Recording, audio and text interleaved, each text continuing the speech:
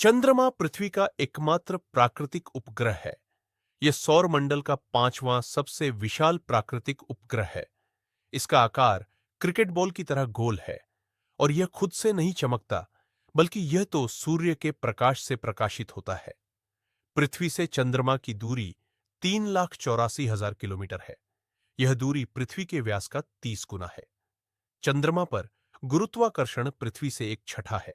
यह पृथ्वी की परिक्रमा 27 दिन 6 घंटे में पूरा करता है और अपने अक्ष के चारों ओर एक पूरा चक्कर भी 27.3 दिन में लगाता है। यही कारण है कि चंद्रमा का एक ही हिस्सा या फेस हमेशा पृथ्वी की ओर होता है। यदि चंद्रमा पर खड़े होकर पृथ्वी को देखे तो पृथ्वी साफ साफ अपने अक्ष पर घूर्णन करती हुई नजर आएगी, लेकिन आसमान में उसकी स्थिति सदा स्थिर बनी रहेगी। अर्थात पृथ्वी को कई वर्षों तक निहारते रहो, वह अपनी जगह से टस से मस नहीं होगी। पृथ्वी, चंद्रमा सूर्य ज्यामिति के कारण चंद्र दशा हर 29.5 दिनों में बदलती है। आकार के हिसाब से अपने स्वामी ग्रह के सापेक्ष यह सौर मंडल में सबसे बड़ा प्राकृतिक उपग्रह है, जिसका व्यास पृथ्वी का एक चौथाई तथा द्रव्यमान 1/81 है। बृहस्पति के उपग्रह लो के बाद चंद्रमा दूसरा सबसे अधिक घनत्व वाला उपग्रह है। सूर्य के बाद आसमान में सबसे अधिक चमकदार निकाय चंद्रमा है। समुद्री ज्वार और भाटा चंद्रमा की गुरुत्वाकर्षण शक्ति के कारण आते हैं।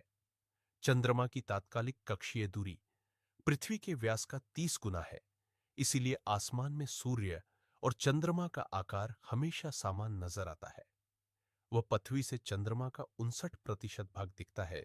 जब चंद्रमा अपनी कक्षा में घूमता हुआ सूर्य और पृथ्वी के बीच से होकर गुजरता है और सूर्य को पूरी तरह ढक लेता है, तो उसे सूर्य ग्रहण कहते हैं। अंतरिक्ष में मानव सिर्फ चंद्रमा पर ही कदम रख सका है।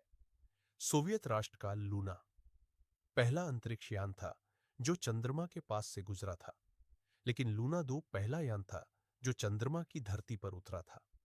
सन 1978 में केवल नासा अपोलो कार्यक्रम ने उस समय मानव मिशन भेजने की उपलब्धि हासिल की थी और पहली मानव युक्त चंद्र परिक्रमा मिशन की शुरुआत अपोलो 8 के साथ की गई। सन 1959 से 1972 के बीच 6 मानव युक्त यान ने चंद्रमा की धरती पर कदम रखा, जिसमें से अपोलो 11 ने सबसे पहले कदम रखा। इन मिशनों ने वापसी के दौरान 380 किलोमीटर की दूरी तय की। ग्रा से ज्यादा चंद्र चट्टानों को साथ लेकर लौटे, जिसका इस्तेमाल चंद्रमा की उत्पत्ति, उसकी आंतरिक संरचना के गठन और उसके बाद के इतिहास की विस्तृत भूवैज्ञानिक समझ विकसित करने के लिए किया गया।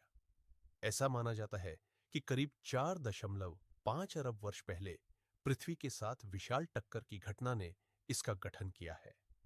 आप ऐसे ही रहस्यमयी कहानी सुनने के लिए जुड़े रहिए सौरभ कृष्ण के साथ, और आप हमारे चैनल को सब्सक्राइब जरूर करें। धन्यवाद।